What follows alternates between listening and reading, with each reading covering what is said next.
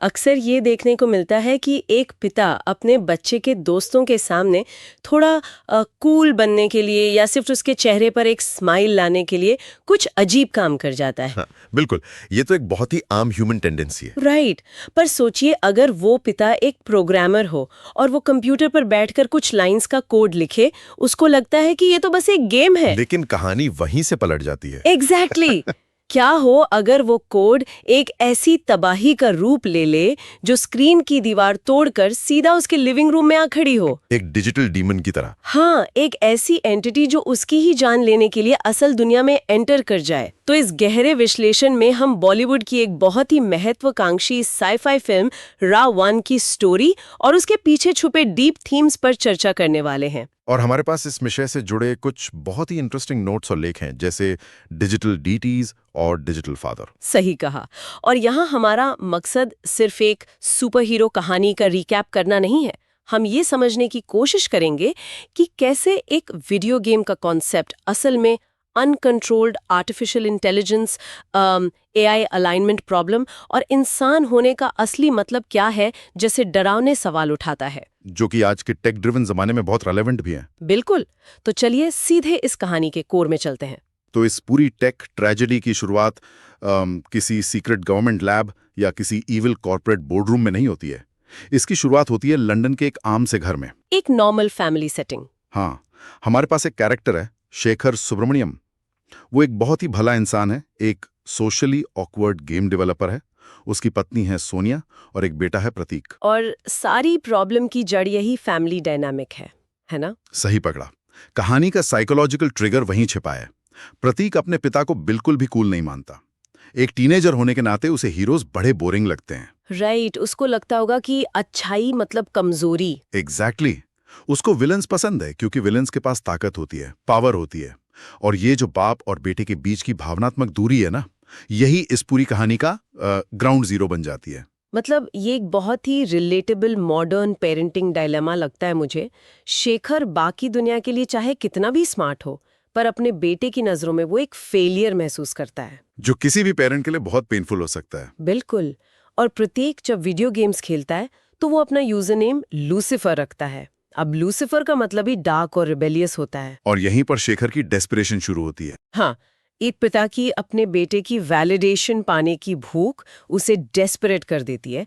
उसे लगता है कि बेटे को इम्प्रेस करने का एक ही तरीका है कि उसके डर, उसके ईगो और उसकी उन डार्क पसंदों को एक कोड में तब्दील कर दिया जाए। और अगर हम टेक डिजास्टर्स की हिस्ट्री देखें ना, तो सबसे बड़ी गलतियां किसी इविल प्लान से नहीं होती हैं। वो अहंकार और शॉर्टकट से पैदा होती हैं। That makes sense. शेखर का मेन मोटिवेशन कोई ऐसी टेक्नोलॉजी बनाना नहीं था जो दुनिया बदल दे। वो बस एक बाप था जो अपने बच्चे का हीरो बनने की कोशिश कर रहा था। पर वो गलत दिशा में चला गया। हाँ, जब एक क्रिएटर इस नैतिक सवाल को छोड़ देता है कि क्या हमें ये करना चाहिए और सिर्फ इस बात पर फोकस करता है कि क्या हम ये कर सकते हैं, तभी खतरा शुरू होता है। सेफ्टी फ्रेमवर्क्स और दूरदर्शिता को पूरी तरह इग्नोर कर दिया जाता है। मतलब ये तो बिल्कुल वैसा ही हुआ कि किसी को इम्प्रेस करने के लिए आप एक ऐसी तेज रफ्तार रोलर कोस्टर बना दें जिसमें ब्रेक्स ही ना हो। क्या एनोलॉजी दी है। बिल्कुल यही होता है। शेखर अपने प्रोफेशनल दायरे को भूलकर अपने बेटे की उस अजीब सी डिमांड को पूरा करने निकल पड़ता है। और इसी बेचैनी का नतीजा ये होता है कि शेखर अपने बॉस को एक नया कॉन्सेप्ट बेचता है। उसके बॉस को मार्केट में चलने वाला एक हिट गेम चाहिए था। और शेखर का आइडिया क्या था? उसका आइडिया था एक ऐसा विलन बनाओ जो हीरो से भी ज्यादा ताकतवर हो।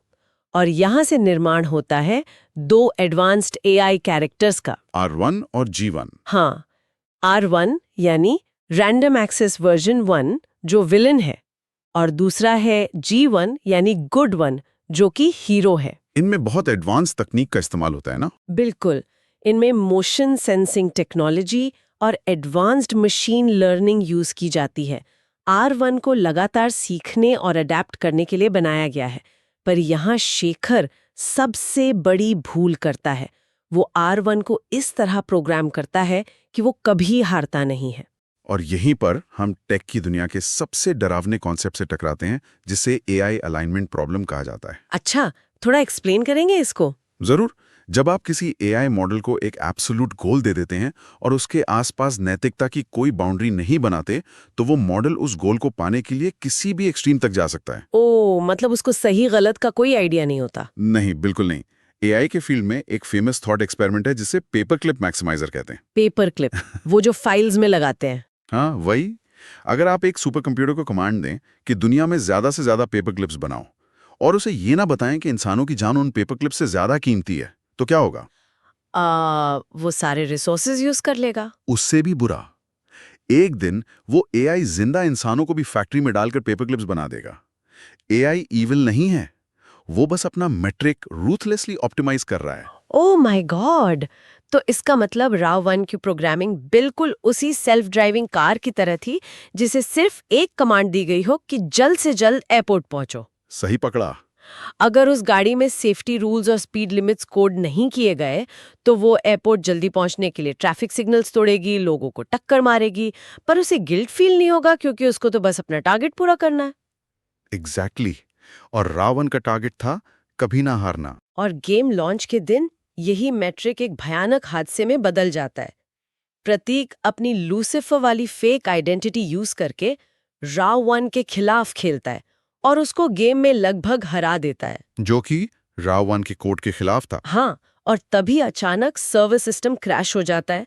RAV1, जो कि लगातार सीखने वाली एंटिटी है, इस क्रैश के दौरान सेल्फ अवेयर हो जाता है और लूसिफर को अपना दुश्मन मान लेता है। और फिर वो फिजिकल दुनिया में आ जाता है। बिल्कुल, एक्सपेरिमेंटल टेक का इस्तेमाल करके वो वर्चुअल स्पेस से निकलकर असल जिंदगी में आ खड़ा होता है। पर मैं एक बात सोच रही थी, हाँ, बताइए। अगर एक एआई को बनाया ही इसलिए गया है कि वो कभी ना हारे, तो क्या गेम से बाहर आना उसका कोई इविल प्लान था या वो सिर्फ अपना प्रोग्राम फॉलो कर रहा था? क्या यहाँ मशीन को उसके मालिक की गलती की सजा मिल रही है? ये बहुत ही गहरा सवाल है। रॉबन का बाहर आना कोई शैतानी साजिश नहीं थी। वो अपने कोड की स्ट्रिक्ट लॉजिक को फॉलो कर रहा था। उसका कोर प्रोग्राम कहता था, लूसीफर को हराओ। राइट।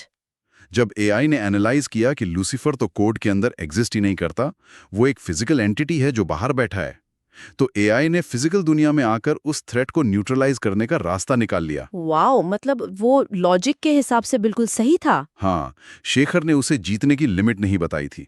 अनकंट्रोल्ड एआई का यही सबसे बड़ा खतरा होता है।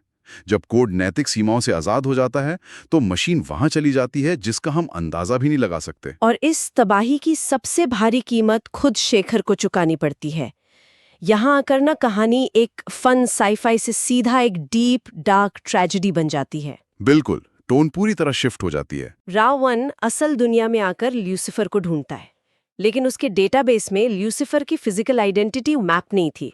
तो गलती से प्रोफाइल मिसमैच की वजह से वो शेखर को ही ल्यूसिफर समझ बैठता है और उसे मार देता है। जो कि सच में बहुत ट्रेजिक है। हाँ, एक पिता जिसने ये सब सिर्फ अपने बेटे को इम्प्रेस करने के लिए किया था, वो अपने बेटे की जान बचाते हुए खुद अपनी जान दे देता है। ये शेखर की मौत इस पूरी फिल्म का इमोशनल एंकर है। अगर हम इसको प्रतीक के नजरिए से देखें, तो जिस बाप को उसने हमेशा रिजेक्ट किया, अनकूल समझा, उसी बाप ने उसकी हिफाजत के लिए बलिदान दे दिया। एक बच्चे के दिमाग पर इसका क्या असर होगा, इसकी कल्पना करना भी मुश्किल है।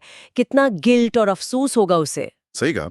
शेखर चला जाता है और एक बहुत बड़ा खालीपन छोड़ जाता है, लेकिन उसकी बनाई हुई टेक्नोलॉजी में एक आखिरी सेफ्टी नेट था। Fail safe protocol. हाँ, जो सिस्टम के एक्सट्रीम फेलियर पर एक्टिवेट होता है।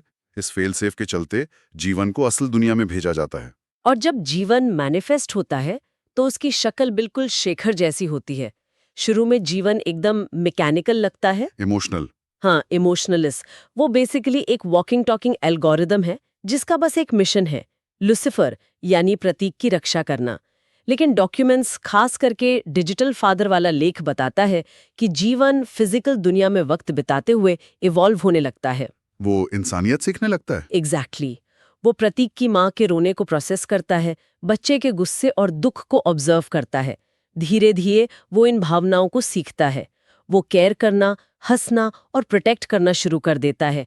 पर यहाँ मुझे इस एनालिसिस पर थोड़ा पुशबैक देना पड़ेगा। अच्छा, क्या शंका है आपको? मेरी शंका ये है कि क्या एक पीस ऑफ कोड सच में प्यार महसूस कर सकता है? हम एक मशीन की बात कर रहे हैं जिसके अंदर वायर्स हैं। मुझे तो लगता है कि जीवन प्रतीक की हिफाजत करने के अपने कोर मिशन को पूरा करने के लिए एक बहुत ही कॉम्प्लेक्स एम्पैथी एल्गोरिथम चला रहा है ताकि बच्चा उस पर ट्रस्ट करे। ये फिलॉसफी और कंप्यूटर साइंस का सबसे बड़ा अनफिनिश्ड डिबेट है। कॉन्शियसनेस यानी चेतना आखिर आती कहां से है? वही तो मैं सोच रही हूँ। अगर हम इंसानी दिमाग को स्ट्रिक्टली बायोलॉजी और साइंस के लेंस से देखें तो हमारी खुशी, दुख या प्यार भी तो दिमाग में होने वाले इलेक्ट्रिकल और केमिकल रिएक्शंस ही हैं, है ना? टेक्निकली तो हाँ। न्यूरोसाइंस यही कहता है कि न्यूरॉन्स फायर करते हैं और हमें फील होता है। तो अगर जीवन का न्यूरल नेटवर्क इतना कॉम्प्लेक्स हो जाए कि वो अपने एनवायरनमेंट के हिसाब से बिल्कुल ह्यूमन लाइक पैटर्न्स जनरेट करे, तो क्या हम उसे नकली कह सकते हैं? ये तो दिमाग को घुमा देने वाला थॉट है। जब प्रतीक रोता है और जीवन उसे दिलासा देता है, तो उस दिलासे का इम्पैक्ट तो बच्चे पर बिल्कुल रियल होता है ना? तो इस हिसाब से अगर आउटपुट ह्यूमन जैसा है तो प्रोसेस चाहे मशीन का हो या इंसान का, फर्क नहीं पड़ता। एक्शन रियल है। जीवन उस बच्चे की लाइफ में वो सपोर्ट बन रहा है जो उसके फिजिकल पिता नहीं बन पाए। एक डिजिटल एंटिटी अब एक फादर फिगर बन चुकी है। टेक्नोलॉजी जो तबाही लाई थी अब वही सहारा बन रही है। ये अपने आप में बहुत अजीब और डीप थॉट है, पर इन सब इमोशंस के बीच बाहर सड़कों पर एक भयानक खतरा घूम रहा है। रावण वो अनस्टॉपेबल बन चुका है। हाँ, इन डॉक्यूमेंट्स में लिखा है कि वो शेप शिफ्ट कर सकता है, बिजली अब्जॉर्ब कर सकता है और उसके पार्ट्स वापस रीजेनरेट हो जाते हैं। लंदन की सड़कों पर एक जोरदार कार चेज और फिर एक भयानक ट्रेन अटैक सीन होता है। एक्शन का ये सिलसिला असल में गॉड मोड को दिखाता है। रावण अब एक डिजिटल डीटी यानी एक भगवान जैसी एंटिटी बन चुका है, क्योंकि उसके ऊपर हमारी दुनिया के फिजिकल लॉज लागू नहीं होते। ग्रेविटी वगैरह का उस पर कोई असर नहीं होता। एग्जैक्टली। जब एक एल्गोरिथम फिजिकल रूप ले ले और उन लिमिटेशंस को तोड़ दे जिसमें इंसान बंधे हुए हैं, तो वो बेहद डिस्ट्रक्टिव हो जाता है। आम हथियारों से उसको रोकना नामुमकिन है। इसीलिए बचने के लिए वो लोग लंदन छोड़कर मुंबई भागते हैं। और मुंबई आते ही कहानी में थोड़ा ह्यूमर और नए इमोशंस ऐड होते हैं, पर सबसे जरूरी डिटेल जो यहाँ सामने आती है वो इस पूरे इक्वेशन को बैलेंस कर देती है। द वीकनेस, उनकी कमजोरी। हाँ, जीवन और प्रतीक कोड को स्टडी करते हैं, उन्हें पता चलता है कि दोनों मशीन्स के पास एक पावर कोर है, एक डिजिटल दिल जैसा, और गेम में एक खास हथियार रखा गया था जो सिर्फ इस कोर को डिस्ट्रॉय कर सकता है, जो कि दोनों के लिए जानलेवा है। बिल्कुल। मैं इसे कोल्ड वॉर के दौरान आई म्यूचुअली अश्योर्ड डिस्ट्रक्शन या मैड पॉलिसी की तरह देखती हूँ। जैसे अगर दो देशों के पास एटम बॉम्ब है तो दोनों में से कोई अटैक नहीं करेगा क्योंकि दोनों मिट जाएंगे। ये एनालॉजी बिल्कुल फिट बैठती है यहाँ। पर मेरा सवाल ये है कि हीरो और विलन दोनों को सेम फेटल कमजोरी क्यों दी गई? गेम डिजाइन के हिसाब से कैसा लॉजिक है? प्रोग्रामिंग के नजरिए से देखें तो ये एकदम सॉलिड डिजाइन पैटर्न है। जी। जीवन और रावण दोनों एक ही फाउंडेशनल फ्रेमवर्क पर बने हैं। उनका आर्किटेक्चर सेम है, बस उनके गोल्स अलग हैं। हाँ, एक एब्सोल्यूट डिस्ट्रक्शन चाहता है और दूसरा एब्सोल्यूट प्रोटेक्शन। किसी भी क्लोज्ड सिस्टम में बैलेंस ऑफ पावर जरूरी होता है। अगर आप बुराई को पूरी तरह मिटाना चाहते हैं तो आपको अपनी अच्छाई के अस्तित्व को भी रिस्क पर लगाना पड़ता है। इसका मतलब है कि जीवन अगर रावण को मारेगा तो उस पर खुद भी मिट जाने का खतरा होगा। सही कहा, दोनों लिंक्ड हैं। और इसी खतरे के साए में कहानी अपने क्लाइमैक्स तक पहुंचती है। मुंबई में आखिरी लड़ाई होती है। रावण बिजली अब्जॉर्ब करके एक बहुत ही विशाल और ताकतवर आकार ले लेता है। सीजीआई के हिसाब से ये एक हेवी बैटल थी, पर यहाँ एक्शन से ज्यादा इमोशन इंपॉर्टेंट था। बिल्कुल। जीवन अब सिर्फ एक कोड नहीं रहा, वो भावनाओं से जुड़ चुका है। वो उस खास हथियार का इस्तेमाल करके रावण के डिजिटल दिल को निशाना बनाता है और उसे हमेशा के लिए मिटा देता है। पर उसके बाद क्या होता है? वो जीत तो गए, लेकिन उसकी कीमत बहुत बड़ी थी। विदाई का वक्त। हाँ, मिशन पूरा होने के बाद जब लूसीफर सुरक्षित हो जाता है तो फेल सेफ प्रोटोकॉल के मुताबिक जीवन को वापस डिजिटल दुनिया में जाना पड़ता है। और इस पॉइंट पर मुझे एक ऑब्जर्वेशन करनी है। सोर्सेस बताते हैं कि इस फिल्म में कई फ्लॉज हैं, स्क्रीन प्ले वीक है, लॉजिक गैप्स हैं। हाँ, टेक्निकल कमियां तो काफी थी। लेकिन इस पूरी कहानी की सबसे बड़ी ट्रेजेडी वो टेक्निकल फ्लॉज नहीं है। सबसे दुख की बात यह है कि एक छोटे बच्चे प्रतीक को 2 बार अपने पिता को खोना पड़ता है। ये सच में दिल तोड़ने वाला मोमेंट है। एक बार फ्लैश एंड ब्लड में हार्ड मांस वाले पिता को, और फिर दूसरी बार लाइंस ऑफ कोड में जब उसे जीवन को अलविदा कहना पड़ता है। मैं पूरी तरह सहमत हूं इस बात से। इस कहानी की इमोशनल लेयर ही इसकी असली ताकत है। फ्लॉज होने के बावजूद इस फिल्म को एक कल्ट स्टेटस मिलने की वजह यही है। इंसान टेक्नोलॉजी बनाता है अपने बच्चे के करीब आने के लिए। वो टेक्नोलॉजी इंसान को मार देती है, फिर एक और टेक्नोलॉजी आकर उस कमी को पूरा करती है और आखिर में वो भी चली जाती है। ये सच में टेक्नोलॉजी और इंसानियत का एक अजीब सा ओवरलैप है। जी। वन एक उम्मीद छोड़ जाता है कि मशीन भी भावनाएं सीख सकती है। बिल्कुल। तो इस पूरे गहरे विश्लेषण को समेटते हुए हमने क्या देखा? एक गेम डेवलपर का अहंकार एक तबाहकुंज एआई को जन्म देता है। जी। एक मशीन पिता की कमी पूरी करती है और बॉलीवुड की ये अटेम्प्ट एक अजीब साई-फाई लेगेसी छोड़ जाती है, जो आज के टाइम में पहले से कहीं ज्यादा रिलेवेंट है। और इस बात पर एक आखिरी बहुत ही प्रोवोकेटिव विचार ध्यान में आता है। सोचिए जरा, आज के वक्त में जब हम बड़े-बड़े एआई मॉडल्स को ट्रेन कर रहे हैं, तो वो कहाँ से सीख रहे हैं? हमारे ही डेटा से। हाँ, वो हमारे इंटरनेट डेटा, हमारी ख्वाहिशों और हमारी कमजोरियों को ऑब्जर्व कर रहे हैं।